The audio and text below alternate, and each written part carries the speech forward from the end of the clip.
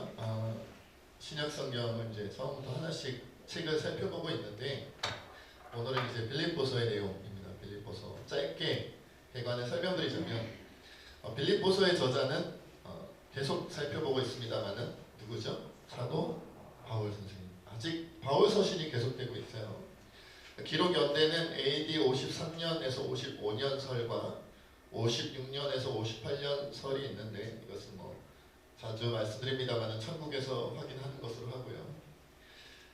기록 장소는 에베소나 가이사랴일 것이다라고 추정되고 있습니다. 그리고 서신을 받는 수신인은 누구일까요? 그쵸, 빌립보 교회 성도들입니다. 바울 서신은 주로 교회에 전해졌다, 특정 교회에 전해졌다는 거예요. 세진교회에 전해졌으면 세진서, 뭐 세진전서, 세진서 뭐 이렇게 되는 거죠. 자, 그런데 빌립보서는 우리가 이제 지난주에 에베소서도 그랬지만 오늘 빌립보서도 옥중서신입니다. 로마 감옥에서 기록했을 것으로 여겨지기 때문에 옥중서신이라고 불리고요. 그리고 빌립보서를 특징 짓는 유명한 표현이 있습니다. 그게 뭐냐면 빌립보서는 기쁨의 서신이다라는 별칭이 붙어 있어요. 기쁨의 서신이다. 빌립보서가 몇 장까지 있는지 아시죠? 4장까지 있거든요. 그러니까 짧은 서신이죠. 그렇게 길지 않은 서신입니다. 4장까지밖에 없는데 기쁨이라는 단어가 무려 14번 나옵니다. 그러니까 계속 기뻐하라, 기뻐하지, 이렇게 주 안에서 항상 기뻐하라 이런 말씀이 14번 반복해서 나온다는 것은 기쁨에 주목했다는 거예요. 기쁨에 주목했다. 계속 기뻐하라고 말씀하신 이유가 뭘까요?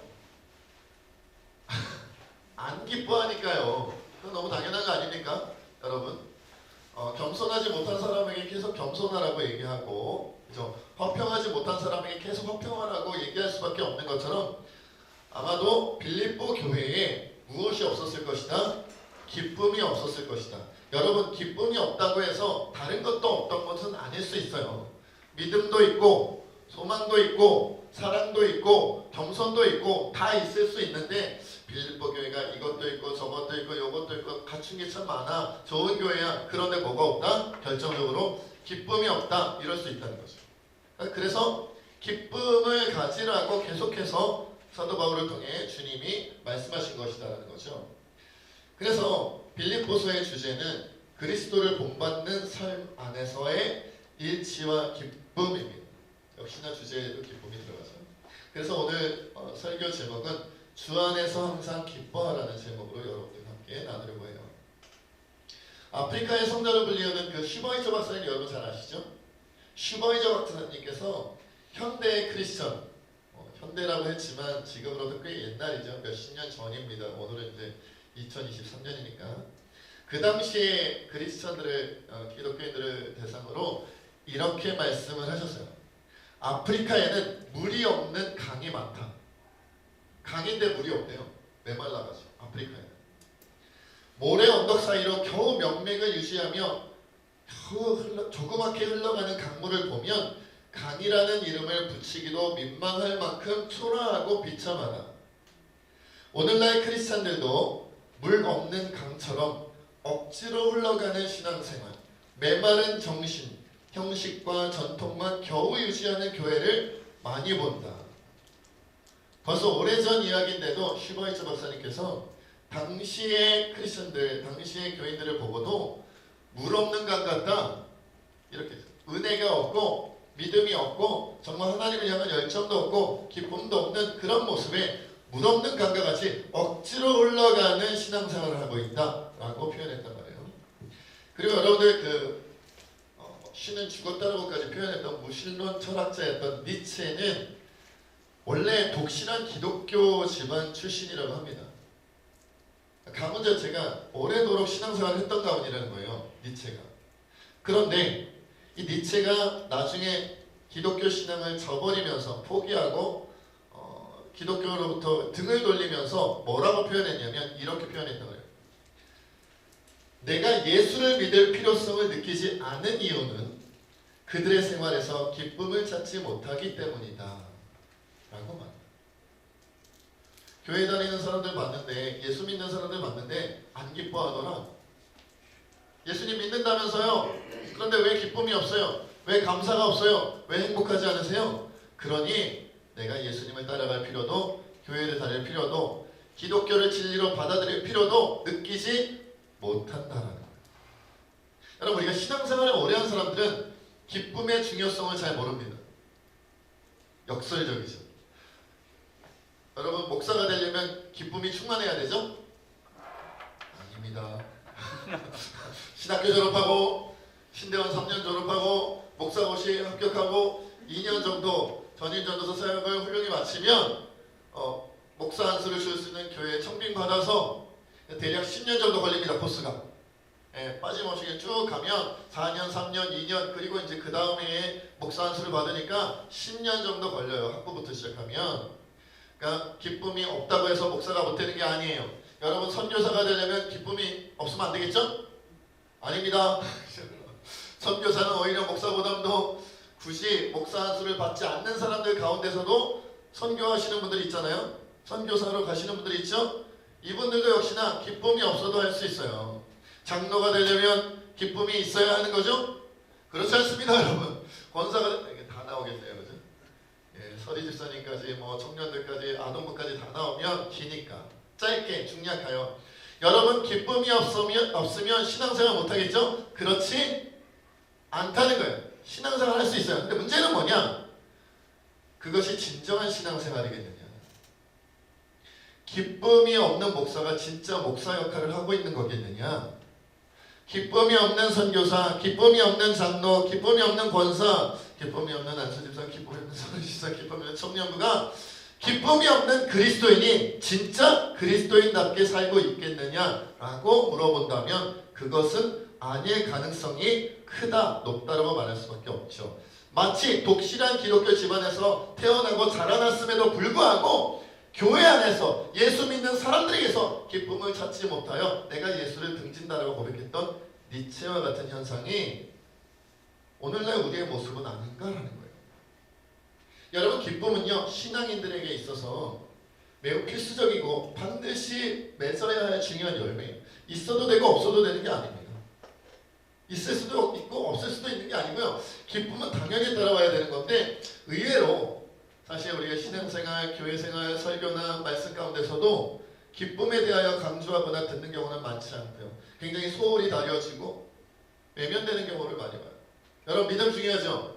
믿음에 대한 설교 많이 들어보셨을까요? 소망에 대해서, 사랑에 대해서 많이 들어보셨죠? 기도하라는 말씀 많이 들었죠?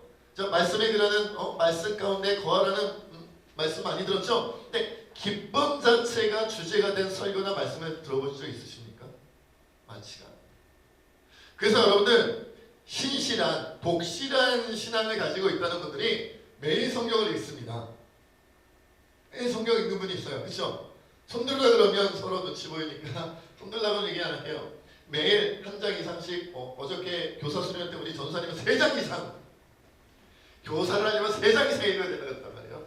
3장 이상, 어떤 분은 5장 이상, 1년에 성경 한 번을 읽어야 된다, 2번을 읽어야 된다. 열심히 읽으시죠. 그렇죠? 매일 기도하시죠? 우리 장로님들, 권사님들, 우리 신앙생활 오래 하신 분들은 적어도 하루에 정해놓고, 시간을 정해놓고 기도한단 말이에요. 그렇죠? 다시 표현을 바꿀게요. 매일 기뻐하세요?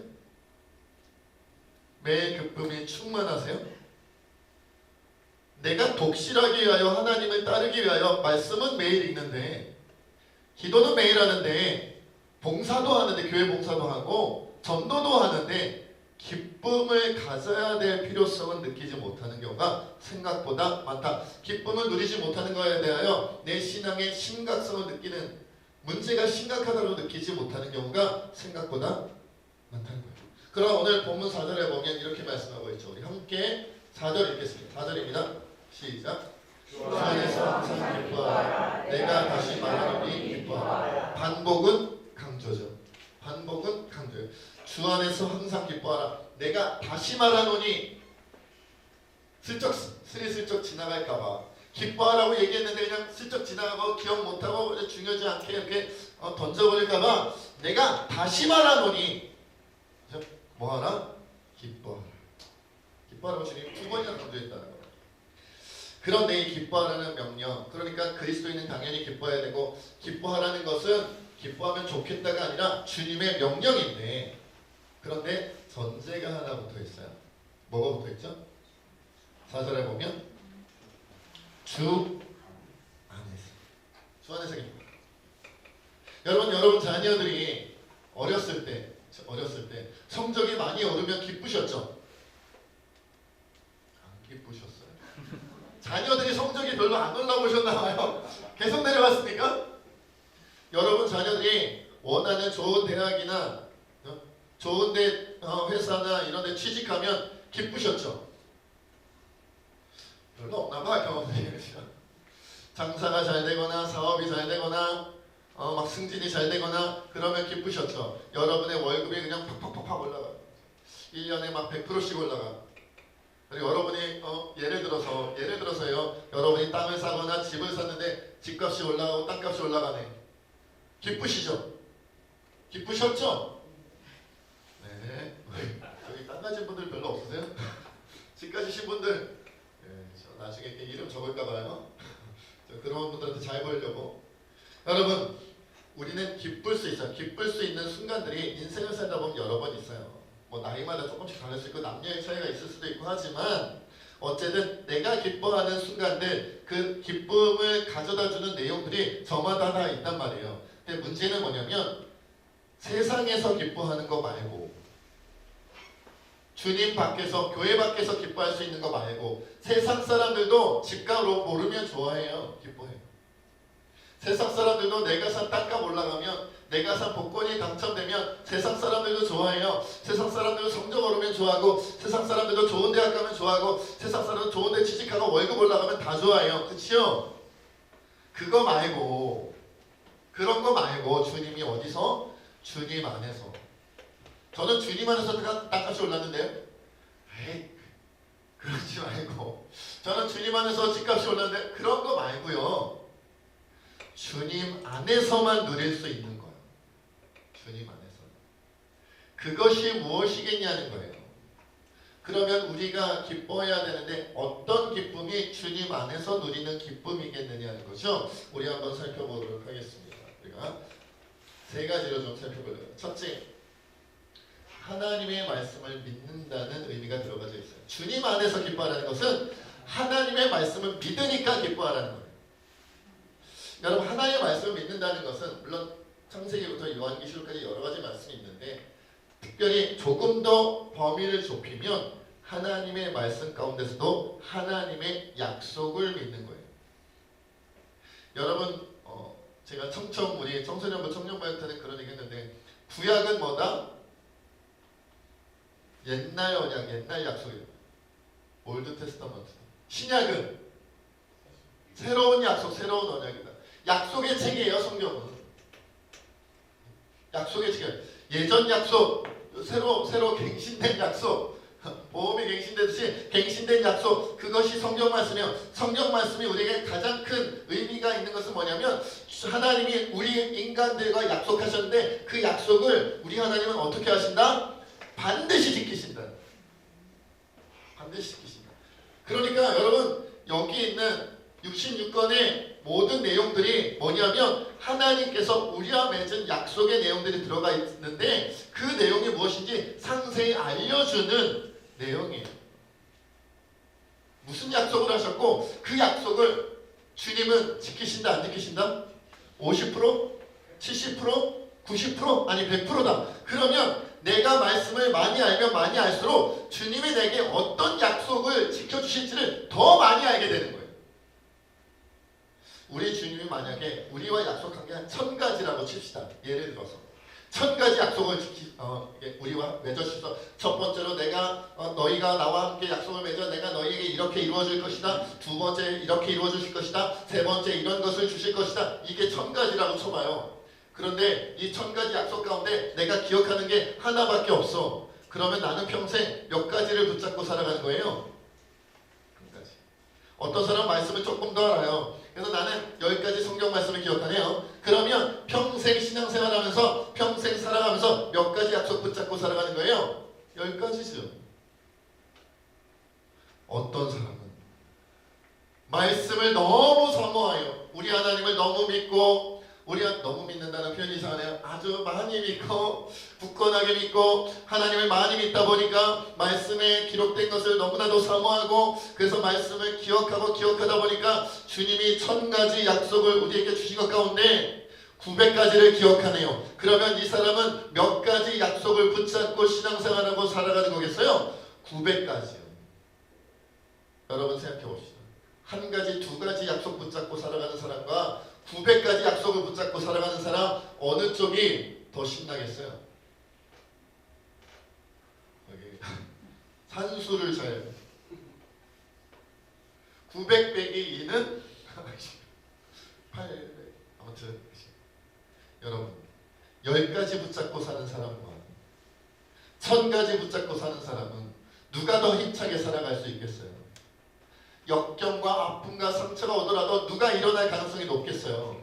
고통과 괴로움이 계속 반복해서 시험거리가 아픔이 나에게 계속 반복돼서 오더라도 한 가지 10가지 붙잡고 사는 사람과 900가지 1000가지 붙잡고 사는 사람과 어느 쪽이 더 담대하게 걱정하지 마세요. 주님이 900가지나 약속하셨어요. 950가지를 내가 기억해요. 1000가지를 기억해요. 창세기로부터 요한계시록까지 이것이 나를 향한 약속의 말씀이니 이 정도 시련, 이 정도 아픔, 이 정도 상처, 이 정도 고난은 이미 다 주님이 해결해 놓으셨어요. 어느 쪽이 힘있게 살아가겠느냐, 누가 기쁨으로 살 수 있겠느냐예요. 괜히 약속의 말씀을 66권 기록해 놓으신 게 아니다라는 거예요.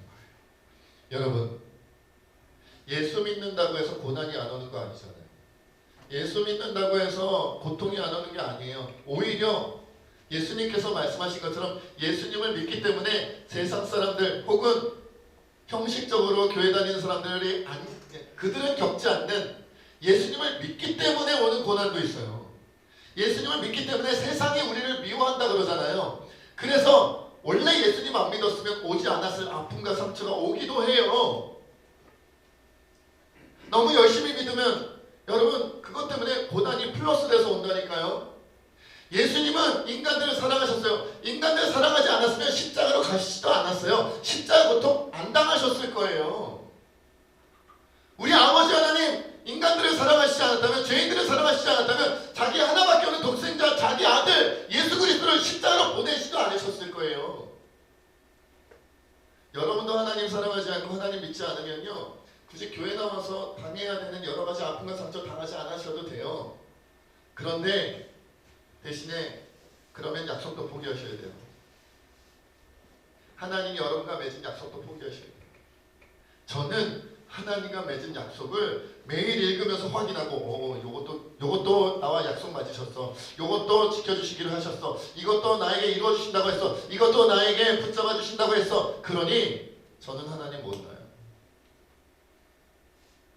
그것 때문에 조금 오는 고난, 약속이 훨씬 커요. 그것 때문에 조금 오는 고통, 주님의 나에게 약속하신 영광과 그 영광도 그냥 잠시 잠깐 스쳐 지나가는 영광이 아니라 영원히 변치 않는 영광이기에, 영원히 변치 않는 놀라운 역사이기에 저는 포기하지 않으려고요. 그러면 기뻐지는 거죠. 기뻐지는 거죠. 우리가 태어난 환경이 악할 수 있어요. 제가 맹인교회에서 사역할 때 맹인분들끼리 결혼하신 경우가 있어요. 그래서 이분들은 자녀를 일부러 안 갖는 경우도 있는데 또 자녀를 많이 갖는 분들도 계시더라고요. 제가 기억나는 장례식이 하나 있었는데요. 딸이 3명이었던 것 같아요. 3명인지 4명인지 살짝 헷갈리긴 하지만 두 분 다 전맹이세요. 전맹은 뭐냐면 전혀 앞을 못 보시는 분이에요. 저시력은 조금 보이지만 거의 못 보는 거고, 전맹은 말 그대로 전혀 못 보시는 분들, 빛도 구분하지 못하는, 불이 켜졌는지 꺼졌는지도 모르시는 분들이 전맹이거든요. 남편 아니 아버지 어머니가 두 분 다 맹인이세요. 근데 딸들은 전부 다 시각장애가 없어요. 그러니까 두 분이 참 힘들게 자녀들을 잘 키우셨죠. 잘 키우셨어요. 그런데 그 아내분, 그러니까 어머니께서 조금 일찍 돌아가셨어요. 큰애는, 첫째는 그래도 조금 컸지만 둘째, 셋째들은 점점 어리잖아요. 그때 그 장례식장이 너무 기억이 나요. 너무 마음이 아프고, 그때 장례식장에서 찬양하는 내내 온 교우들이 눈물바다가 이제 앞을 보지 못하는 아버지 혼자서 딸 셋을 다 거두어야 되니까 그것에 그냥 막 마음이 막 무너지는 거예요. 여러분, 내가 태어난 환경이 다른 사람들에 비하여 굉장히 불리하고 악하고 악조건일 수 있어요. 그러나 주님의 약속을 붙잡으면 기뻐할 수 있다. 여러분, 내가 처한 상황이 악할 수 있어요. 내가 태어나기는 좀 그래도 중산층에서 그냥 평범하게 태어났는데 자라나는 동안 큰 물이 없었는데, 하필 지난주에, 하필 작년에, 여러분 코로나 때 그런 분들 많잖아요. 사업이 망했네, 장사가 망했네. 저희 아버지도 사업을 자주 망해보셨기 때문에 사업 망하는 게 어떤 건지 저는 조금 알거든요. 망할 때 많이 힘들더라고요. 순조롭게 지나왔는데 어느 날, 그렇죠? 지금부터 멀지 않은 어떤 시기에 갑자기 생각지도 못했던 고칠 수 없는 질병, 심각한 고통이 찾아올 수 있단 말이에요. 이것이 망하고 저것이 망할 수도 있고요. 예기치 못했던 인간관계가 깨질 수도 있고요. 여러 가지 생각지 못했던 상황이 펼쳐져 가지고 난 망했네, 난 큰일 났네, 이런 위기를 겪게 되는 경우도 있어요. 그때도 여러분, 우리가 흔들린다고 해서, 우리의 상황이 흔들린다고 해서 주의 약속까지 흔들리는 건 아니에요. 우리는 변하고 우리의 상황은 변할지라도 우리와 약속을 맺으신 하나님의 약속은 변하지 않고 우리 하나님 언제나 동일하신 분이시다. 그렇게 우리는 나의 환경과 나의 상황을 뛰어넘어 하나님의 약속을 어디서? 말씀 가운데서 확인해요. 그러면 기쁠 수 있다는 거죠. 걱정하지 마, 마지막엔 이겨. 걱정하지 마, 마지막엔 이겨. 여러분, 성경의 위인들의 말씀들을 왜 써놓은 줄 아세요? 걱정하지만 너희 끝은 이렇게 될 거래요. 여러분, 요셉이 그래서 형들로부터 미움을 받아가지고 두 번 잘못 꿨다가 그거 괜히 얘기했다가 형들로부터 미움 받아가지고 죽을 뻔하다가 팔려가잖아요. 그쵸? 그러나 우리가 요셉 보고 불쌍하다 그럽니까? 어휴, 요셉아, 어떻게 하면 좋으냐? 형들이 10명이나 되는 형들이 너를 배반하여 미디안 상인에게 팔아버리고 종살이 하다가 나중엔 왕의 재수를 가지고 감옥에 갇히고 말이야. 어떻게 하면 좋아? 어떻게 하면 좋아? 아무도 그러지 않아요. 왜냐하면 왜 안타깝지가 않아요? 왜 안타까울까요? 나중에 총리 돼요. 우리나라. 여러분, 다윗이 골리앗을 만났을 때 주변 사람들이 다 그랬잖아요. 너는 가면 맞아 죽는다. 골리앗을 보았느냐? 어마어마하게 큰 사람이 아니다. 그건 괴물이지. 너는 가자마자 밟혀 죽을 것이요. 다윗아, 너는 나가는 것 자체가 무모한 거다. 무모한 도전이다. 무모한 도전. 넌 가자마자 죽을까? 물맷돌 들고 나간다고? 제정신이 아니구나. 너 미쳤구나. 아유, 다윗의 형들도 너 교만하다고 막 혼내고 그랬잖아요. 다윗의 형들도. 그래서 여러분, 우리도 다윗이 안타깝죠? 다윗이 불쌍하죠? 그 철없는 것이 너무 안타까워 죽겠죠? 안타깝게 뭐가 안타까워요? 다윗이 이깁니다. 여러분, 다윗이 이겨요. 모르셨죠? 다윗이 물맷돌로 골리앗의 이마를 딱 맞춥니다. 처음 들어보셨죠? 아무도 다윗과 골리앗의 싸움을 읽다가 오늘 처음 성경 읽고 오늘 처음 교회 나온 분들은 걱정할지 몰라도 이미 얘기 들어본 사람, 설교를 들어본 사람, 말씀을 알고 있는 사람 아무도 걱정하지 않아요. 걱정하지 마, 다윗이 이겨. 걱정하지 마, 다윗이 이겨. 여러분, 우리는 승리가 약속된 사람들. 여러분이 요셉의 길을 걷는 사람들이고 여러분들이 다윗의 길을 걷는 사람들이고, 아니, 여러분들이 예수님의 신부예요. 신부예요. 아까 성가대가 찬양했죠. 주의 순결한 신부. 그냥 신부도 아니고 순결한 신부. 얼마나 아름답고 곱고 곱디고 우리 예수님의 신부가 될 분들. 우리는 운명이 그렇게 결정되어졌어요. 하나님이 약속하셨는데 이 약속은 조금 더 변하지 않아요. 그러니 웃음을 참을래야 참을 수가 없지. 왜? 결혼 날짜가 자꾸 다가오잖아요. 여러분, 물론 이제 여성분들은 결혼 날짜가 다가오면 조금 이제 마음이 싱숭생숭하기도 하다고 하더라마는, 제가 여자여 본 적이 없으니까 잘은 모르겠습니다만은, 신청하세요? 좋죠? 예수님의 신부. 하루가 지나갔네. 아우 신부가 결혼 날짜가 또 다가왔어. 너무 좋아. 1년이 지나갔네. 한 살 더 먹었네. 아우 1년이 단축되었네. 나 이제 예수님 신부 되는 거야. 아우 지금부터 다이어트 해야겠어. 꽃단장 해야겠어. 머리 새로 할까? 왜? 주님은 약속을 지키시니까. 기록된 거예요. 여러분 둘째로 주 안에서 기뻐한다는 말은 성령 하나님의 인도하심을 의지한다는 겁니다. 여러분 물론 우리가 하나님 말씀 알고요. 그 약속 붙잡는데 그래도 지금 현실의 고통이 너무 크면 사실은 조금 어려울 수 있지.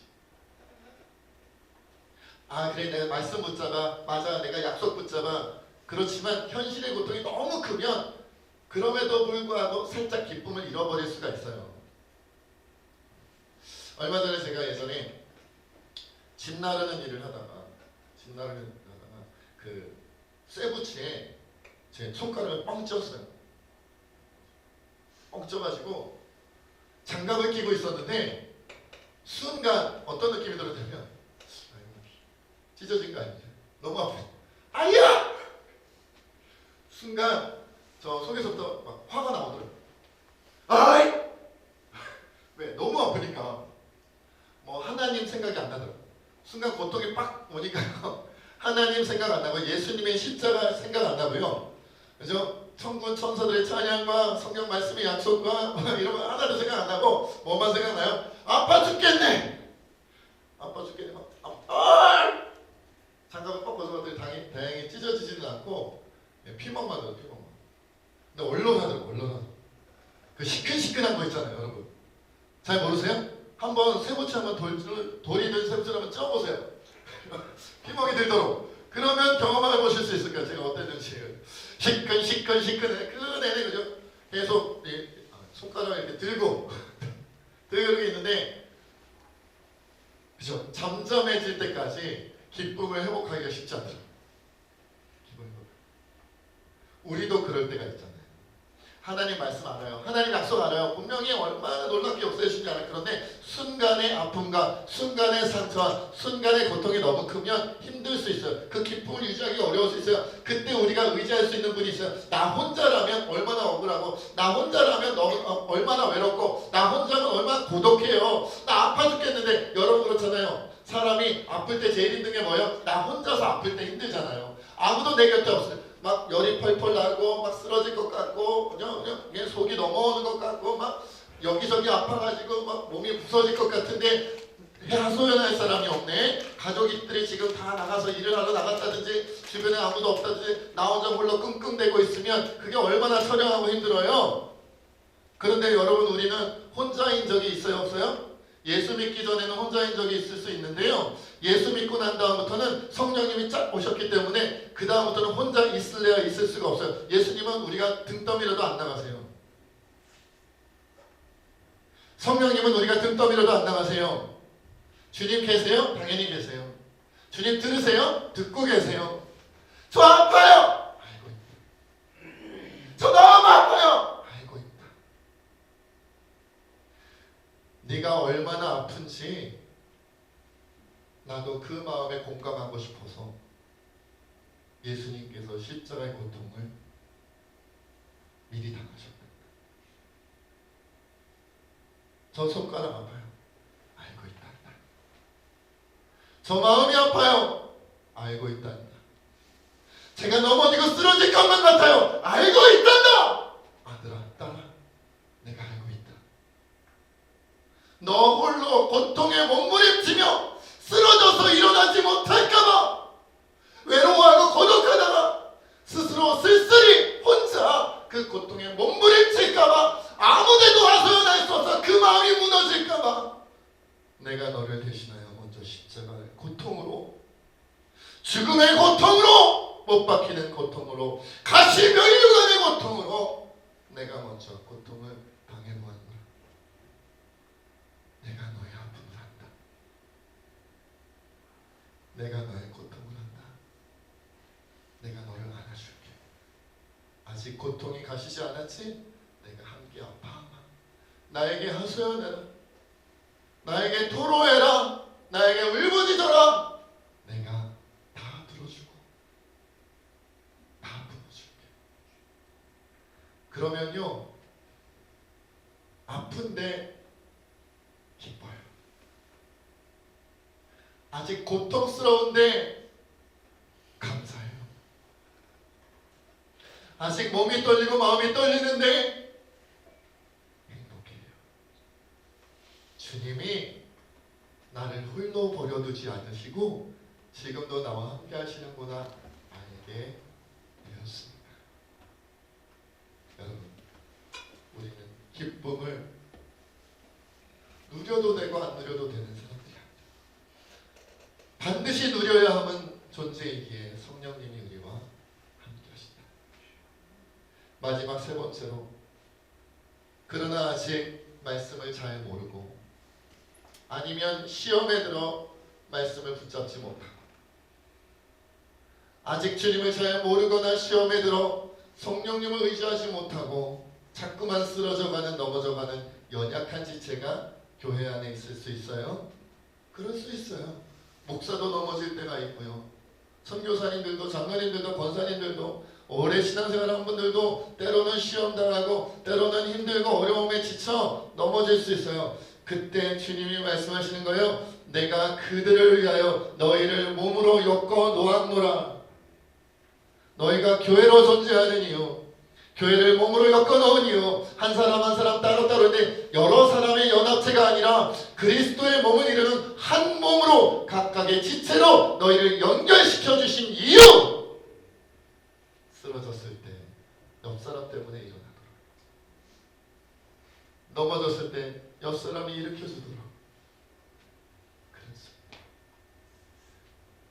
여러분, 제가 손가락 하나를 다쳤는데 손 전체가 움직일 수 있으니까 뭐든지 할 수 있겠더라고요. 다리는 멀쩡하니까 어디든 갈 수 있더라고요. 머리는 멀쩡하니까 무엇이든 할 수 있겠더라고요. 다친 부위가 있지만, 아픈 부위가 있지만, 상처받은 부위가 있지만, 고통스러운 부위가 있지만 나머지 부분이 괜찮으니까요, 한 몸으로서는 건재하더라고요.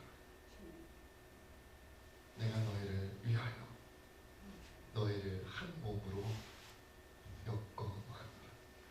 그것이 새집교회고, 그것이 한국교회고, 세계 열방의 교회란다라고 주님 우리에게 말씀하세요. 여러분, 우리 외로워하지 말아요.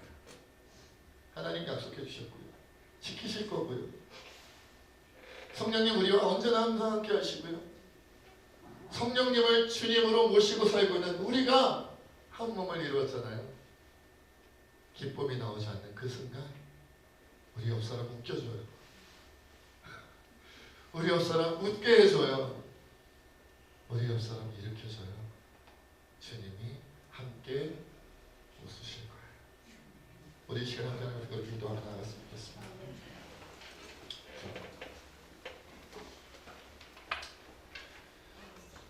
기뻐하지 못해서 죄송합니다. 나의 연약함이, 나의 부족함이, 원망할 때가 더 많았고 불평할 때가 더 많았고 쓰러져 주님 앞에 나아가지 못할 때가 더 많았는데, 그래도 나를 내버려 두지 아니하시고 약속을 날마다 지켜주시며 성령님 나를 홀로 두지 아니하시고 나와 동행하시며 혼자 있는 아픔과 괴로움에 몸부림칠까봐 우리를 한 몸으로 공동체로 연결시켜 주시니 감사합니다. 이제 내 안에 없는 기쁨이 샘솟게 하여 주시옵소서. 내 안에 없었던 기쁨이 넘쳐나게 하여 주시옵소서.